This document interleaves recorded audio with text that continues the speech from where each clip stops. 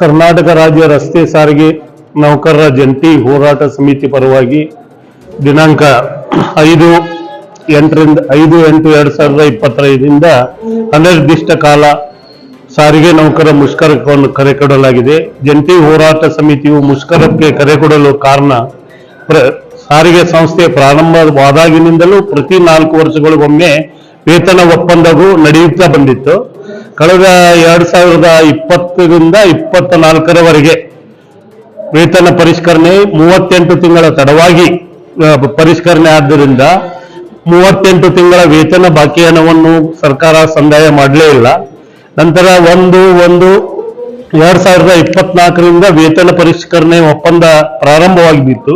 ಆದರೆ ಈ ಸರ್ಕಾರನು 15 ಇಷ್ಟು ದಿನಗಳವರೆಗೆ ಯಾವುದೇ ಮಾತುಕತೆಗೆ ಕರೆದೇ ವೇತನ ಒಪ್ಪಂದದ ಕುರಿತು ಚರ್ಚೆ ಮಾಡದೆ ಅನಿವಾರ್ಯವಾಗಿ ನಾವು ಸತತವಾಗಿ ನಮ್ಮ ಜಂಟಿ ಹೋರಾಟ ಸಮಿತಿ ಪರವಾಗಿ ಮನವಿ ಪತ್ರಗಳು, ಹೋರಾಟ, ಸರ್ಕಾರದ ಜೊತೆ ಮಾತುಕತೆ ಕಾಯಂ ನಡೆದೇ ಇದೆ.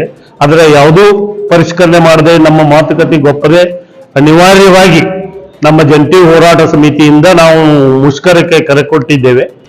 ಎಲ್ಲ ಸಾರಿಗೆ ನೌಕರರು ಇದಕ್ಕೆ ಬೆಂಬಲ ಕೊಡ್ತಾರೆ. ಅತಿ ಶಾಂತಿಯುತವಾಗಿ ನಮ್ಮದು ಹೋರಾಟ ನಡೀತದೆ. ಯಾರು ಬಂದು ಪ್ರತಿಭಟನೆ ಅಥವಾ ಇಂಥ ಗೂಂಡಾಗಿರಿ ಯಾವುದೂ ನಡೆಯುವುದಿಲ್ಲ. ಎಲ್ಲರೂ ತಮ್ಮ ತಮ್ಮ ಮನೆಯಲ್ಲಿ ಕರ್ತವ್ಯಕ್ಕೆ ಬರದೆ ಹಾಜರಿದ್ದು ಯಶಸ್ವಿಗೊಳಿಸ್ತಾರೆ. ಮತ್ತೆ ಇದು ಪ್ರಚೋದನೆ ಮಾಡ್ಲಿಕ್ಕೆ ಸರ್ಕಾರದಿಂದ ಈ ಹಿಂದಿನ ಪ್ರತಿಭಟನಾ ಟೈಮ್ದಾಗ ನೋಡಿದ್ದೇವೆ ನಾವು. ಪ್ರಚೋದನೆ ಆಡಳಿತ ವರ್ಗದಿಂದ ಸರ್ಕಾರದಿಂದ ಮಾಡ್ತಾರೆ. ಅನವಶ್ಯಕವಾಗಿ ಕಿರುಕುಳ ಕೊಡೋದು, ಯಾರನ್ನೋ ಗಾಡಿ ಓಡಿಸೋದು, ಇಂಥವೆಲ್ಲ ಮಾಡ್ತಾರೆ. ನಮ್ಮ ಸಾರಿಗೆ ಸಂಸ್ಥೆ ನೌಕರರು ಮಾತ್ರ ಅಗ್ದಿ ಶಾಂತಿಯುತವಾಗಿ ಕರ್ತವ್ಯಕ್ಕೆ ಹಾಜರಾಗದೆ ಮುಷ್ಕರವನ್ನು ಯಶಸ್ವಿಗೊಳಿಸ್ತಾರೆ. 5ನೇ ತಾರೀಕಿನಿಂದ ಮುಷ್ಕರ ಬೆಳಗಿನಿಂದ ಪ್ರಾರಂಭ ಆಗ್ತದೆ. ಅನಿರ್ದಿಷ್ಟ ಅವಧಿಯವರೆಗೆ. ನಮ್ದು ಪ್ರಮುಖವಾದ ಬೇಡಿಕೆ 38 ತಿಂಗಳ ವೇತನ ಪರಿಷ್ಕರಣೆ ಹಿಂಬಾಕಿ ಏನು ಕೊಡ್ಬೇಕಾಗಿದೆ ಹಿಂದಿಂದು ಅದನ್ನು ಕೊಡಬೇಕು. ಆ ನಂತರ 1/1/2024ರಿಂದ ವೇತನ ಪರಿಷ್ಕರಣೆ ಆಗಬೇಕು. ಹಿಂದೆ ಮತ್ತು ಸತ್ಯಾಗ್ರಹ ಧರಣಿ ಹೋರಾಟದಲ್ಲಿ ಭಾಗವಹಿಸಿದಂತಹ ಕಾರ್ಮಿಕರನ್ನ ಪುನರ್ ನೇಮಕ ಮಾಡಬೇಕು. ಅಕ್ರಮ ಶಿಕ್ಷೆಗಳನ್ನ ಸಾಕಷ್ಟು ಸರ್ಕಾರ ನೀಡಿದ ಆ ಸಮಯದಲ್ಲಿ ಆಡಳಿತ ವರ್ಗದಿಂದ ಕಾರ್ಮಿಕರ ಮೇಲೆ ಏನು ಅನ್ಯಾಯ ಆಗಿದೆ, ಅಕ್ರಮ ಶಿಕ್ಷೆಗಳನ್ನು ವಾಪಸ್ ಬಿಡಬೇಕು. ಇವು 3 ಪ್ರಮುಖವಾದ ಬೇಡಿಕೆಗಳು ನಾವು.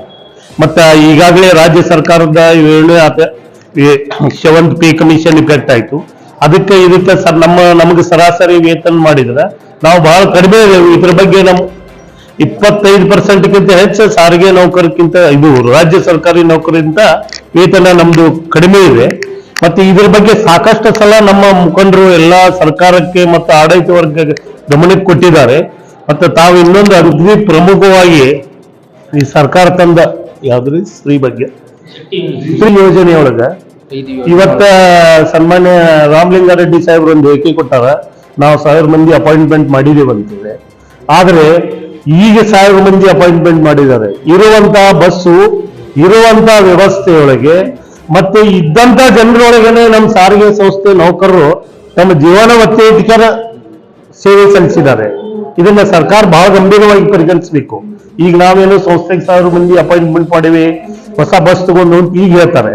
ಇವರು ಯಾವಾಗ ನಮ್ಮ ಪ್ರಾರಂಭ ಮಾಡಿದವರು ಸ್ತ್ರೀ ಶಕ್ತಿ, ಅವಾಗ ಇದ್ದ ವ್ಯವಸ್ಥೆಯೊಳಗೆ ಈ ಸರ್ಕಾರದ ಯೋಜನೆಯನ್ನು ಅತಿ ಯಶಸ್ವಿಯಾಗಿ ಕಾರ್ಯರೂಪಕ್ಕೆ ತಂದವರು ಯಾರಿದ್ರೆ KSRTC ಸಾರಿಗೆ ಸಂಸ್ಥೆ ನೌಕರ ಅನ್ನೋದು ಸರ್ಕಾರ ಗಮನದಲ್ಲಿಡಬೇಕು. ಈರಣ್ಣ ಮಧುವಾಲ್.